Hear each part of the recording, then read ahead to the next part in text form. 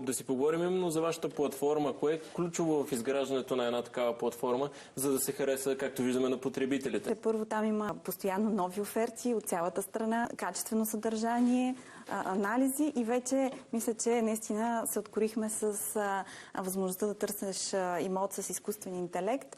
което всъщност е доста интуитивно нещо, но е доста трудно да се направи на практика, тъй като в едно поле, в което въвеждаш текст, ти описваш какъв имот търсиш и отзад машината трябва да те разбере с всичките нюанси, акценти, грешки в изписване и така нататък, точно какво имаш предвид, но пък този инструмент, развивайки го, той дава възможност на хората да споделят както биха описали на приятел или на брокер, точно какъв имот търсят, на кой етаж, до каква цена, в кои точно райони, с спецификите, каквито те ги виждат и с надеждата, че на пазара ще има все повече предлагане на такива имоти, които ние да можем да покажем на потребителите.